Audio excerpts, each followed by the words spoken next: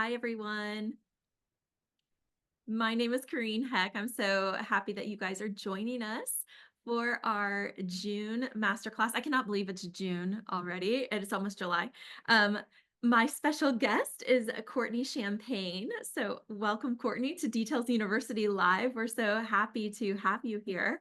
I feel like I've been seeing Courtney a lot this last month because we've been hosting special events for teachers, which is what Courtney specializes in. So we're really excited to dig into Courtney, her career and everything that she's doing because she is an agriculture teacher in the high school arena, but in addition to teaching ag, they teach floral artistry and floral design. So we were introduced a while ago, almost a year ago, and when I met her, or no, at AIFD we met in person for I think the first or second time, but was so inspired to hear more about this. So as we've been progressing in our relationship and everything that we're doing, we have fully embraced the teachers. So I'm excited to welcome you to our audience, Courtney. Thank you for being here.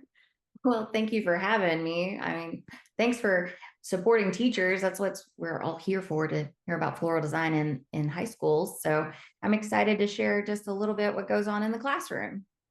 Yeah, thank you so much. I invite you guys to have any questions if you would like to ask them in the chat. Hopefully, some of her teacher friends will show up to this as well. You have quite a large number of teacher friends too, might I add. You have started a Facebook group, and that's kind of how we stumbled upon like meeting you as you were posting how you had found details and were loving using it in your curriculum. So would you mind telling us about your Facebook group and how big it is? How many teachers are a part of your group? I think we're up to 2000 right now. Originally, the Facebook group was just for Texas floral design teachers. And Okay. so we just kind of kept it really small.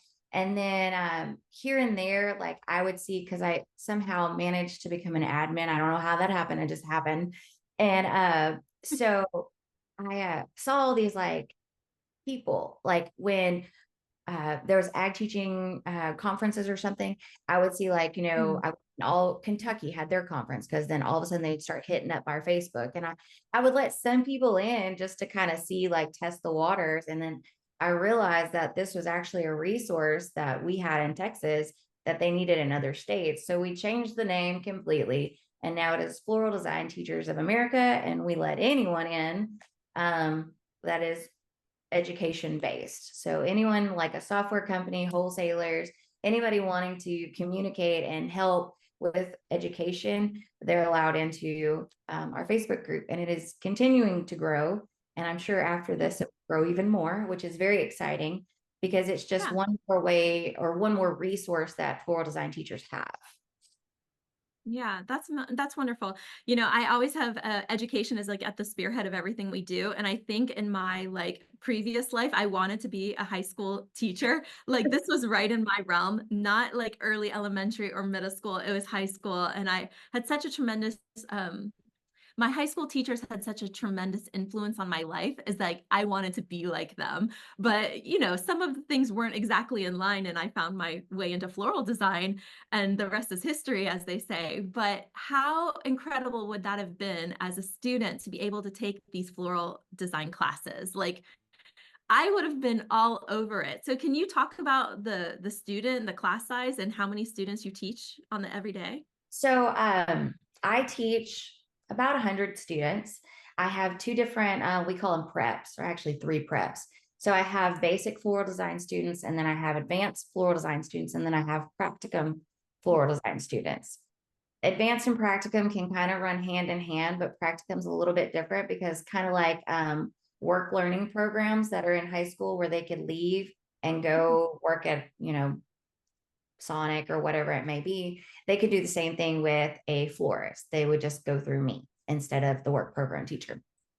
But with basic floral, I have about 80 kids, and then the rest are all advanced in practicum. And they're both way different levels. Basics, of course, we cover principles and elements of design, and we do about 6 different actual hands-on arrangements. We're always doing hands-on activities, but arrangements in that class. But it's my advanced and practicum classes. that do all the crazy things. Like it's basically the in-house flower shop for the school district. We do everything, all the events, Yeah, everything. yeah, I thought that was really robust the way that you interact with your community too, because they really lean into the school for some of these events, or again with honoring veterans in your community, or different kind of social events. Like they really turn to the school and let the students have a hand at that, which I feel like is that real world experiences. There's nothing else like it. Well, I am very blessed to be in the community that I am in. My town is one of those that, like, it doesn't matter if you're going to state in underwater basket weaving, they are behind you, and there's going to be a parade on Friday to escort you out of town, and the windows will be painted. It is small town America, very cute. Um, and they are very supportive of the students in the community and anything they're doing. Yeah. Um, so I'm very, very blessed in that. And they seem to really like my program. Now, my program is a little different than normal programs because like with my basic floral design class, the school has blessed me with a budget.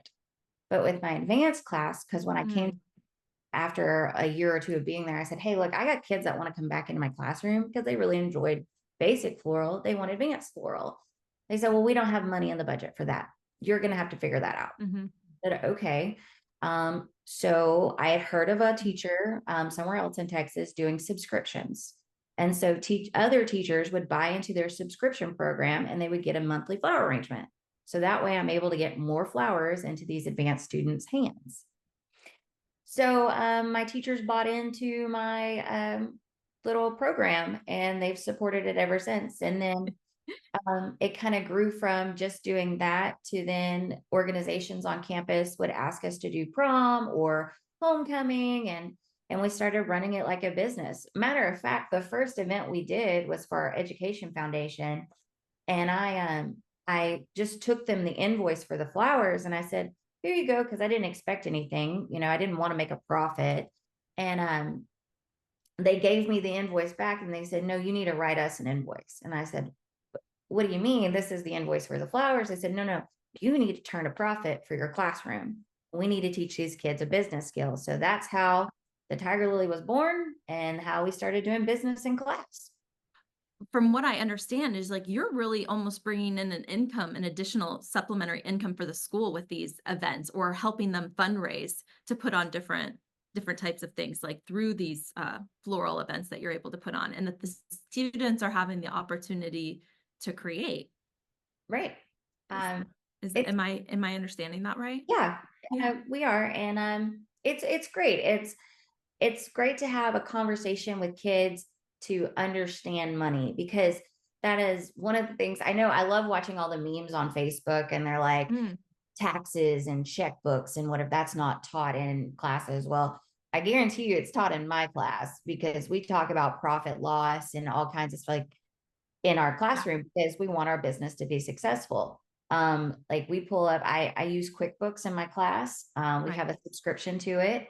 And I have, so like the way my class is set up is I have a manager, an assistant manager, and then I have two bookkeepers. The reason I have two bookkeepers is because one of them is always absent. So I got to have someone to sign the papers. But every day we look at the bank account and say, okay, what's going on here? What do we got to do? And what's different and what's here and there. And so we get to have those real world conversations. Like at the end of school, they were sweating it because they were like, we only have $2,000 in the bank. What are we going to do? We still have to buy containers for next year. So it was really funny. I was like, it's fine. We're going to have money. It's okay. I know. Well, I mean, teaching kids about cash flow early is really interesting. And the more that we get into this education, we love that experiential learning. I feel like universities at the higher level are all trying to find ways to give younger generations real world experience. And like, what better way than to have them have a deep appreciation for flowers and see the art of gift giving in the process, and also like seeing how those things feel. Like that's a good exchange to have there. But then also when you put the monetary side of it, or the logistics behind it, and see like, you don't just snap your fingers and things just magically appear. There's a process. And I love that this floral design class is teaching them all those skills to use later in life. And to me, I feel like such a formative opportunity to reach young people. And what 3,500 high schools, I think, in Texas alone have this course and or the ability to have this course. And when you think how many states did you have, how large does your Facebook group reach? Like how many states are teaching floral design programs in their schools? All of them are, and if it's not all of them, some of like rural towns, and like I think maybe it was West Virginia or it was some, they reached out and they were like, we want to bring this to our school. Like, how do we do that? So that's one common question that we see in the Facebook group is how do I get this in my classroom? Because it's, they want to do it. But we actually reach all the way to Australia. We have a Australian participant now. So that's kind of cool, you know? Yeah, I think it's so, interesting because essentially as florists, we're planting the seeds of the future, right? And I see, Jasmine is on here from Seed Your Future, which is really exciting. Hi, Jasmine. But that's really so important, I think, just to have that foundational opportunity to teach these young people. So I commend you on this work. Like, not easy coming up with all the class, figuring out what the curriculum is. I've seen your details worksheet, and it's really like there's so many events that happen throughout the year that you really have to be prepared for. So I imagine that's mainly what you're using the Facebook group is to like lean on other teachers for ideas, or how do you come up with the courses? But many years ago when I started teaching, floral design has always been something that ag teachers can teach. Okay. Um, but it hasn't really been pushed. And it wasn't until Texas kind of was like, hey, this is going to be an art credit. So then counselors are like, oh, well, we can double dip. We can put them in an ag class and we get an art credit. Mm, It's going to be great. But there was no resources.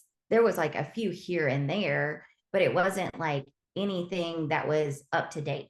mm, Um, so when I first started, uh, I started like watching YouTube videos of Jay mm. Swank, and I taught myself how to make like this horrible roundy moundy arrangement, but I didn't know what I was going to do because I was studying the day before and teaching my kids the next day. And then I'm one of those types of people that like I'll just ask or I'm going to go find the answer. And I was like, I can't continue doing this. There has to be a better way. And I found the Texas State Floral Association, TSFA, and they had these scholarships. And I was like, what the heck? I'm going to apply for these scholarships to go to the Ben School of Floral Design. And so I went there and I got to meet Mr. Jim Johnson, who is Yeah. a saint. God bless him. And so I learned all about the floral industry and all the exciting things. And I kept applying for more scholarships to go to more classes and more classes. And so I ended up learning and building my own curriculum because there was no curriculum out there. So I had to make it my own. And so that's what I did when it came to floral. And so um, part Yeah. of my mission with our Facebook group or anything that I do is making it to where there is resources for teachers because there wasn't any when I was there. And so I think that's just so incredibly important to have Mhm. curriculum and resources for teachers to go to. So that's my mission. Yeah.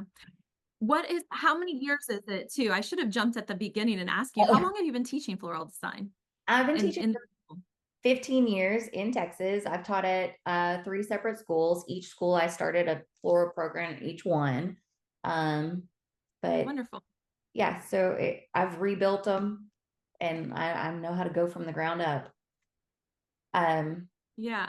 Well, what I really love that Courtney does is she's able in details to save all of her recipes or her courses so that she can reference them later, which in my mind, what I visualize happening is when as more of these schools start on, they can have like a teacher collection that maybe they could pull from because I see that that is really like where your strongest need is like where do we find these ideas or how do we inspire the kids in new ways we haven't before? So I feel like that's what we all do when we're like even making our weddings or events is like, what can we do to be different? But school is different. You have the 12, 9 months out of the year that you have to come up with something. So it's always a yeah, challenge, right? yes. And also, I am an ag teacher and I'm just blessed to teach floral design all day long. But there's other floral design teachers that don't. Like they're jumping from animal science to floral design to advanced Mm, science. So having the luxury of like a recipe saved where they didn't have to put any brain thought into it is amazing mhm. because they're stretched so thin as it is. I'm just blessed Yeah. to get to pull flowers all day. Yeah. Well, and your community is so great in your school that they give you a budget because a lot of these teachers are working from like little to no budget and just trying to find a way to be way extra creative, right? And like, what Yes. can we forage or how can we put this together? So, if anybody has any outside resources that they can all lean into, please share and you can share into this group and we'll have a blog post that will round out this whole conversation. Um, so can you give us some of the ideas of some hands-on projects you've done with your classes that were that the kids really enjoyed? Like what did they love most? Um, well, my favorite hands-on projects are the ones like the very first day of school. They're like, my sister told me that we get to eat cookies in this class. And I'm like, okay, well, we do when we're talking about principles and elements of design, we do a color wheel with cookies and we talk about making the different colors. And they love that. I know it's old hat, like every ag teacher probably does it, but my kids love it and they ask for it. So I always do that one. Another one that I really like is we build, the giant flowers, the paper flowers. Yeah. Okay, so when I teach kids about form, this really isn't one the kids ask for. It's for my school teachers ask for it because every year we pick a teacher and we make giant paper flowers for her wall. So they ask Okay. for it, but we're talking about form. So we talk about taking a 2D shape and making a 3D, and we make these giant flowers, and then we put it on people's walls. They love that. My most recent one that the kids are loving is doing stylized shoots and Mm, collaborating with other career tech classes. So this past year, we did a fall stylized shoot, and I had the kids get into groups, and they had props, and they had to come up with things, and they made their arrangement. And then one of the challenges I gave them is like they had, I think they had a $200 budget, but I didn't let them buy any greenery because it was fall, and so I made them just forage all their oh, greens, all that kind of material, and it turned out beautiful. I did get actually play. I teach my daughter, which is actually kind of more of a pain in the butt. That's God love her, but she drives me nuts. But anyways, she's in my advanced class, and one of the things for the stylized shoot, I said, you can use any of your resources. I meant your resources around you in the school or whatever. And I had given them like a little area that had some trees in it. And I was like, this is going to be your set. Like, this is what you're going to do. And later she comes back in like 5 minutes. She's like, hey, is it okay if somebody brings a 1955 Bel Air for our photo shoot? And I said, our neighbor has this Bel Air, and he's letting her borrow it for the photo shoot. You can find it on our Facebook group. But he brings this classic car and they get to do all the flowers out of it. And she said, well, you told me to use my resources, not for people. But I know. That's going to be on TikTok before you know it, or it probably already is. well, it is. But anyways, but it was really great because they did this stylized shoot, and we partnered with our photography class or yearbook class, Mm, and they came and they took all the pictures. And then the kids got to see them, they got to edit them, they got to look at them, they thought it was the neatest thing. And it was just something really cool. Our culinary, they did a charcuterie board. So, like, one group, they had like a picnic area and had the girls around it. It was really neat. And now they want to do it again. So, I like any hands on project that gives them real world experiences, and they ask for it. And so it's something exciting to look forward to for next year or new students coming into the class. yeah. I love that one of the things you do with your classes, you mentioned like for holidays and so forth, is do the subscriptions for the teachers. Can you talk about how you do that? Because I think you have like what, 48 teachers that have enrolled in the subscription and they're expecting to get something for their desk, I think like once a week or once a month. And that's like a project that your classes have. Can you talk about doing that or what some fun things are that the teachers loved? So we always plan like how we build our subscription is around the holidays of that month. I've only had one teacher be like, I don't really celebrate holidays. Can you just put it like in a vase? And I'm like, okay, whatever makes you happy. But yeah, so they get to make them, they get them at the beginning of the month, and we coordinate how to deliver them. I let the kid, I usually plan out the containers for them, and then the kids kind of help me with the flowers a little bit, not much. Just because I kind of want to have like a budget and a stem count already. But if something Mm, like doesn't come in, I usually let the kids say, okay, if we're not going to have a lily, let's do a mum instead. That would be like the same price. So the mm, kids understand like stem count, pricing, and all yeah. that kind of stuff. My kids deliver. They have to have a uniform. So we have like official Tiger Lily shirts to go into the school because, of course, all the security measures. Just because you're high school Mm, doesn't mean, so they have to have a uniform. They go up to the class. We talk about delivering and how to present it. And I think the teachers really like seeing the kids more than they like their arrangement. They just, I mean, of course, they love their arrangements and their little goodies on their desk, but they really like the interaction and like what it's teaching them. And I think that's why I have such a big support for it. Um, yeah. but I But I mean, think early art of gift giving is also so good for the kids to see because they feel that and they can take that away with them. And it's like that like feeling towards flowers, I think will sustain or last with them, even if they don't end up in the floral industry as a career. They'll remember, oh, send a gift to the everyone, with flowers. How can you say well, it better? we talk about that a lot because it's not really like one of the things when they come, like students come into my class, and I'm a realist. I know not every single one of them is going to be a florist, but you're going to learn something in my class that's going to help you in the future. And you may not deal in flowers, but we deal Mhm. in emotions.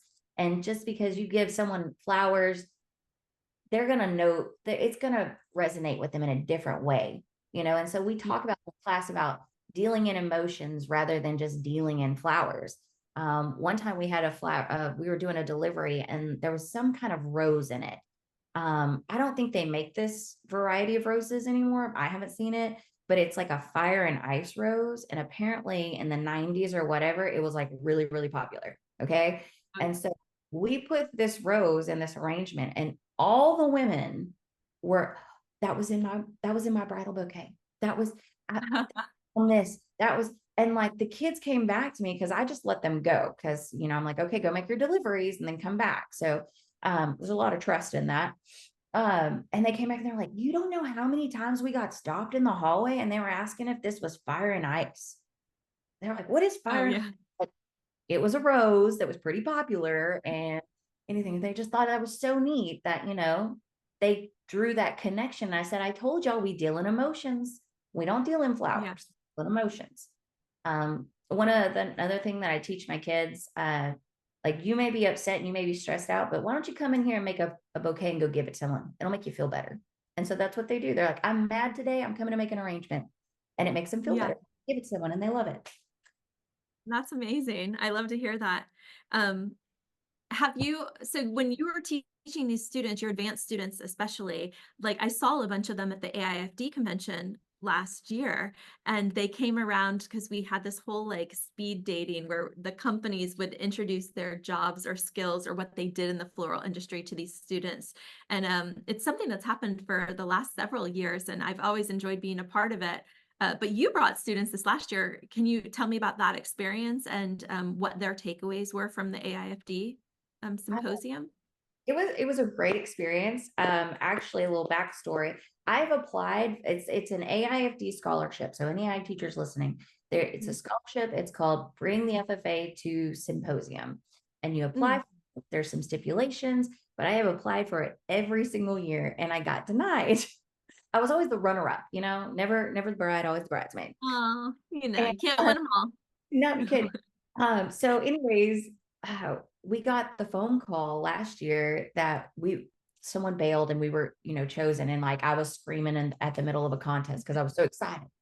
But we got there and it was such a wonderful learning experience for my students, because everyone was so excited they were there because, this is the future of floristry. And everyone wanted to share any techniques and tips and tricks and all kinds of neat things. And I just think it was a wonderful experience. I learned a lot. I know my Mm. kids learned a lot. And I think anybody should apply for that scholarship and definitely try to go. If not, you should definitely apply for the ambassadors program in the AIFD program and go and work in the back room. Like Yeah. it's a lot of hard work, but you get to work with some of the top designers and you learn so many things and you make connections. Like one of the things that my ag teacher taught me a long time ago was it's not about what you know, it's about who you know. And so that can benefit you a lot in the long run. Yeah, absolutely. I mean, I feel like any event is a great opportunity to expand like your knowledge and what the ways you might have done it. You might learn some new tips or tricks, or it's our job to like learn these things and then teach them and pass them on, right? And so, what better way to go and then be inspired by these insane talented people like that think of things that you just can't even wrap your mind around. So I'm sure it was really inspiring to see some of the more creative aspects of what AIFD has to offer for sure. Um, so as far as technology, do you actually let the students like use details like in the classroom, or are they like watching you, or how hands-on are you with allowing them to use that type of technology? Well, we use technology all the time. My school is 1-to-1, so they all have computers. We do this thing called digital notebooks. They make portfolios with their stuff. Um, I wish they would let us like have an Instagram account for each kid and they could access it. Well, I mean, they could access it without being on the school network, but anyways, but we utilize details in planning all our events and all of our arrangements. And Mhm. I'm blessed to have like a big TV that's touchscreen. And so the Yeah. kids there and they kind of like one of the cool things, you can go select your flowers. And so they just pick them and they just drop into the in a recipe. And then it's kind of done. Like we talk about it, then we talk about because of course at the bottom you can do your markup, whatever our markup's going to be, Mm. and we discuss how the difference, like this arrangement's going to cost us $9 if we mark it up this much. This is how much we can make off of it, and they are some little business women and gentlemen, like, um, and they want to make a buck. They're all about it. Yeah. Yeah, no, that's really great. And I love that they also participate in, I guess, a bunch of end of the year banquets too, is a really busy season for you. Cause I remember towards the end of May, you were like, nope, don't talk to me until school's out, please. No, so like you are really busy that time of year though, because you're helping put on these different banquets and showing them all the processes of like how you plan it out to like executing it. And I feel like even at that younger level, it's still important. All these details are important, right? Hey, we actually sit down and my manager and my assistant man or my assistant manager will sit down with the client and they'll have a consultation just like you would with a bride or any other event. And they talk about it. So one of the really cool events that they look forward to is our education foundation. We Mm. have now been told that we are in charge of picking the theme because we picked Havana Nights this year and they had a blast dressing up as like 80s and whatever. They loved it. And so now we're the unofficial theme pickers, I guess. Um, Okay. and so they really look forward to that. And they were just so impressed with my students' ability to talk about flowers, the products, what to expect. Um, Mm. and then sent of course, the proposal to them, which they were impressed with as well. And we even talked about like upselling because, like, in details, you can put like a proposed item, and then Mm. if it fit in their budget, they said, "Yeah, go ahead." So we talked about that. So upselling Yeah. some. Yeah, well, I feel like that early introduction to sales on any level is like really important for the students to see, and it's a great skill to have. How have you helped your students explore careers in floristry or horticulture for that matter, like after high school, and have any of them gone into those roles or jobs after that you are aware of? Yeah, I have about 15 students that are in somehow, some way, a part of the floral industry. I have one that's in college right now. She wants to come take my job, which is okay. She can have it. She wants to, like, whenever you retire, I want your job. I'm like, okay. So she's going to be an ag teacher. I've got some that have got like a bridal little event company that they've started, or some that are working in flower shops. But what I really liked about AIFD with those four girls that I brought, they got to see a different aspect of things. Like they got to see the grower, they got to see like the multimedia manager, like and Mhm. PR for different things, and saw there was way more to the floral industry than they even realized. Yeah. In product, developing. Like they thought that was neat talking to the Oasis people about how to develop products for the florist. Yeah.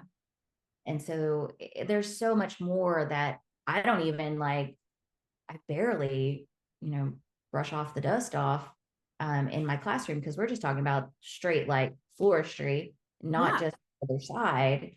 Um, so there's so many more things that are available to them, which is Yeah. why going to AIFD is important.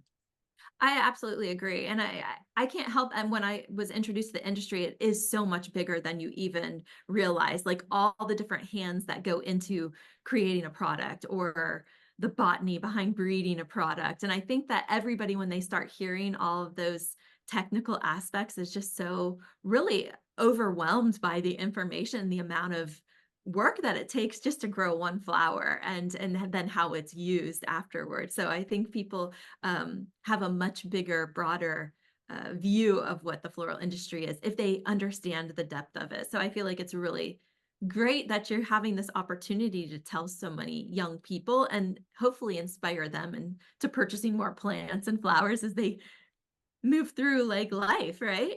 Right. Um, I what tell are them, some, yeah, go I ahead. tell them all the time, I'm like, well, you're going to be a plant nerd, whether you like it or not. So they consider themselves plant moms now. That's a Oh, thing. yeah. And so they like buy themselves orchids or all ivies and stuff, and they've got them in their house and all these kind of good things. So I mean, they're loving it. Well, I think as an industry, we really need to embrace that too, because they're going to be the buying power in a little while when we all think about it, right? They're going to be the ones making all the decisions. And if they don't have an overall love or appreciation for these things, then it kind of dissolves. So what are some essential resources you believe are crucial for floristry educators? Um, I think the floral industry as a whole is the big essential thing. But one thing, because I'm gonna get on a soapbox, but it's okay. Uh-oh. I think Go for it. there's the floral industry is an amazing resource, but there's a disconnect between education and the floral industry. And I know AIFD realizes that because that's all they talk about is, education, education. But there's like the foundation is the students here. If we can get them in the high school level and get them into the industry, like we're gonna grow our industry even more. So with that said, there's great information for florists now. There's great information for what is it, SAFD, whatever the college level floral design program is. Um, there's great information for them, but there's not that much for high school teachers. Like we're Yeah. creating curriculum, we're doing all these things. So it's really exciting to have the Facebook group or to be able to have conversations with you or Jasmine, like we can have these conversations and open more avenues for teachers to have these resources that would make it really great for us as high school teachers to get a product for our students to be what the industry needs us to be in years to come. That's my Yeah, soapbox. absolutely. No, I think you're right. I do my best to like have and spread the word about that. We have a question from Antoinette Jones. She says, "Do your kids compete in national FFA?" So my students, and I'm probably going to get slapped on the hand by other Texas ag teachers, but we have this thing in Texas because Texas does everything different. We have LDEs and CDEs, career development events, and leadership development events. Everybody else in the nation just has career development events, but we do it differently. So, career development events, they have a floriculture contest, and I don't push it that hard. There's some people that are like, you got to know plant ID, you got to do all these things. And I just don't because I like the hands on portion. And the reason I don't is because in Texas, our contest is completely different than the national test contest. So if we won for some reason at Texas, when we went to nationals, I'd have to teach them a whole different contest. But I was informed recently that that's not entirely true, and I need to try harder next year. So I'm going to. But yeah, so no, they haven't been able to compete at the national level, but they do at the local level. Now, what my kids do is hands-on competitions. Like we have a lot of hands-on, like cup competitions in Texas, and my students love them. They go and they compete, and I'm very blessed to have very talented designers, and they do very well. One of the big competitions that they have is the Houston Livestock Show and Rodeo. They do a horticulture competition, and Okay. so they have three different types of events, and it's like a rodeo cup, just like the Sylvia Cup or anything. And then they have a centerpiece contest, and then they have a dining duet, which is kind of like Sylvia, but with partners. So we do much better on the hands-on side than we do memorizing the plants. So Okay. Yeah. Well, that's and a when we started looking into it, because, forgive my ignorance, but originally when I thought about FFA, uh, was Future Farmers of America. And I was like, oh, well, I don't want to do anything with, goats or cows or this. And it's like, no, it is so much more than that. And so it's also about like, I think changing the perception of like what these courses can entail, or they encompass all of it. And I know some of the programs have maybe 5 or 6 teachers teaching all different areas of, maybe one is doing floriculture, one is doing horticulture, one is doing animal science, and the whole, like, those programs are just so big. right. So it is a wide range that the FFA has cast their net on, but there are so many conventions that when we started digging into it, I'm like, oh my gosh, this is in every state has a program. How big is the floriculture in those, or is it more to the animal side, or is it more to the horticulture side? So um, my understanding of it is still very slim. So we're just trying to figure it all out here, Courtney. But help a sister out. Like, what's going on here? Well, It's a I lot, mean, lot of things. yeah, the FFA, I think I'm pretty positive when I state this. It's the largest student-led organization in the nation. Yeah, And I would imagine so. a lot of people don't think about it. They just think, oh, it's cows, sows, and plows. That's a common saying that we say. It's not about cows, sows, and plows. It's about leaders, speakers, and beakers. Like that's what I say anyways. Because we've got so many kids that do public speaking, and there's so many different avenues that you would never even know were there. So we brought it to the forefront for you to see. But it's amazing the things that kids are able to do because of FFA, and where it's led them to their future careers has been kind of neat to see. Yeah. Where would you say that most of the teachers attend events? Because I know there's an event coming up in Texas called the ATAT. What does that stand for again? Agricultural Teachers Association of Texas. Okay. It's changed names, but that's what it is now. Because I keep calling it VATAT because we used to be Oh, vocational teachers or vocational, I don't know, whatever. Anyways, but yeah, that's coming up in the end of July. There's a lot of teachers that are trying to branch out and go to different things, and I encourage, especially floral design teachers, to go to things like TSFA is having something, I think at the end of this month, Texas State mm, Floral. They're yes. having their expo, which is great for floral design teachers to go and make those connections. And then, of course, we have in July, we have 2 events for Texas teachers. We have the Texas FFA convention for all the kids, Okay. and we have the Teachers Association. They're going to have theirs at the end of July. But there Wonderful. it's great way to go and network and make those connections that you need for your classroom. Well, if any teachers are attending the Texas State, we're sending 2 representatives from Details there. So we're excited to meet you guys. And again, we want to help out any way that we can and be in the right places at the right times. Um, and we're still figuring out where those best places are. So if you guys know of any events, or if you attend any events and you're like, this would be really great for Details to show off their software, please send us a note or an email.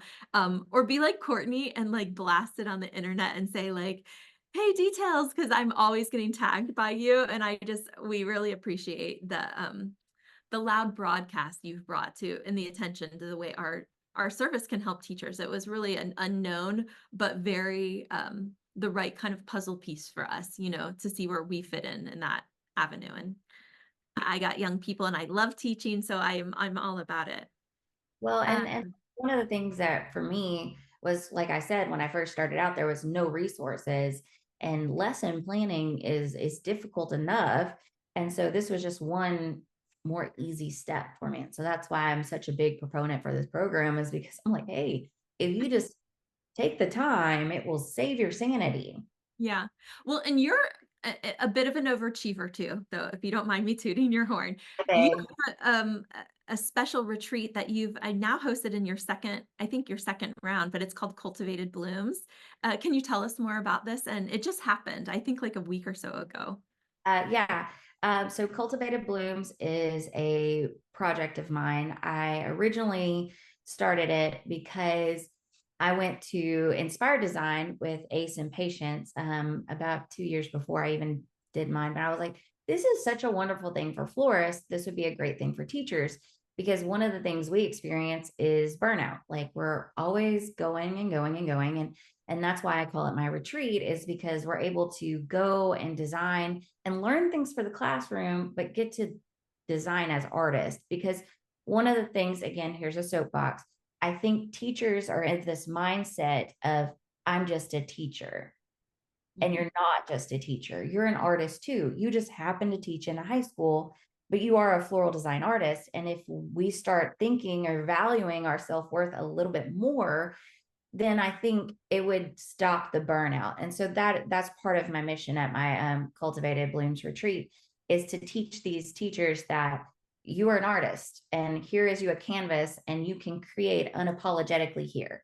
And so Yeah. we learn things like how to do event work, how to do an arch, how to trail up a stairwell, how to make a bouquet. I try so our first year it was just me and Alan Masters, AIFD. And this year I brought Ace Berry in to do like his big, huge headpieces that he does that are really kind of neat. Yeah. Um, just because I'm trying to make the connection between, the AIFD and teachers, and like, look, let's talk, let's communicate, let's make these resources available so that they understand the things that we're needing, and then they can go back. So next year, I'm gonna have Brandy Farrar. Farrer. I can Farrar? never Farrar? I can Yeah, never no. say it. It's Ferrer. yeah, yeah, she's amazing and lovely. I can't pronounce her last name, but she's amazing. And anyways, she's going to be at my next year retreat. So I'm always trying to reach out to these designers to make these connections, to open doorways for our teachers so that they have resources. Yeah. And I've spent some time with Alan and Ace, of course, and Brandy, all such lovely people. But I will say, Alan, I mean, his level of passion for what he does in teaching high school is really unprecedented. And he really loves what he's doing. And you can see it in all of the ways that he interacts with these students and just goes out of his way. And he's just so creative and coming up with really inexpensive projects that you can do with a lot of students, but that they will take with them for forever. And I'm like, how did you even come up with that concept? And like, because some of these programs are not as well funded as they probably should be. So I also think that that's an area of advocacy that we could all work on, is like getting that a little bulked up. But Right. we can all do our part Yeah. to try to And make that different. so another thing at Cultivated is we have professional models and photographers come in and take pictures, just like it was a huge stylized shoot. And then we're able to build their portfolios, which is great for the photographers, the models, and us as artists to have something, because I think they don't really understand it until like you see a picture of your design and you're like, oh my gosh, that's art. Like, and here's what I love. I went to AIFD after my first year of hosting the Cultivated event, and I was showing some designers these designs that my teachers were doing in the professional photography that was with it, and the images, and they were like, teachers did that? And I said, no, artists did that. Artists did Yeah. that. So Yes, I love they it. will teach. No, I mean, that's so important. I think that self-worth too is a big thing, and, you have to have that love to be able to give it out or teach it, right? So, it's important. Um, so we have an announcement too, I want to say. We had a contest, Courtney, with, as this class was coming together, we wanted to give back to the teachers. So we did our own scholarship program, and we had many, many teachers apply. And we have selected a winner that is going to win one free year of details to use in their classroom. And I didn't know if you wanted to make the announcement or if I should. Um, No, yeah, you but you do it. yeah, I Yes. know. Um, I'm not sure if she's on the call either because I can only see a few people. But if Ashley Bishop is on the call, no? Well, we will reach out to Ashley, and her school is going to get 1 year free. So I know she will really appreciate it. And then she can use all those funds towards more of her course curriculum. That won't come out of her school budget. Yeah, she will love that. Good. I'm so glad. I wanted to end it. And if you guys have any other questions for Courtney, please feel free to put them in your chat. How can they reach you after this message if someone has a question for you, Courtney? You could reach me. I have several ways. There's Instagram at the Miss Champagne, and then I have at Cultivated Blooms. There's many different ways to reach me through the Facebook group, through uh, Floral Teachers of Yeah. America. Almost called it Texas Teacher because that's what it was. But anyways, through the Facebook group, you just reach out. I love helping teachers in any way that I can and finding resources. So if you need anything, you let me know and I'll see if I can help you in any way, shape, or form. Yeah, well, we'll include it in the bottom of our blog too, so they can connect with you. And then our last thing is we always end with a rapid fire set of questions. Courtney, are you ready? As ready as I'm Yes. going to be. Okay. I don't have them in front of me, so I'm going to be doing these off the top of my head. Okay, Okay. Courtney, winter, spring, summer, or fall? What is your favorite season? All. Fall? Okay. Yes. What is your drink of choice? Water here lately. Oh, really? Well, that's good. We all need to drink more water. We were just having that conversation. What is for dinner tonight? Oh, I was thinking like a chicken, like something with chicken. I don't know exactly what yet, but I did pull the chicken out, so I'm pretty excited about that. Hey, however you can make that. What is your favorite flower? Stock flower. I love stock. I've been told that there's a place in California where they grow it. It's like between the mountains. And like Oh, when the wind blows, you can smell it from the town over. So like I must go there. okay. What is your next vacation? Where are you going to travel to? Oh, I'm going to the lake. The lake. What does I'm a that lake. mean? The Uh, lake. the lake. Well, we don't we have the beach and then we have like the lake. And so I don't do the beaches. I don't like sand in places. So I like the lake. And it's just, fresh water.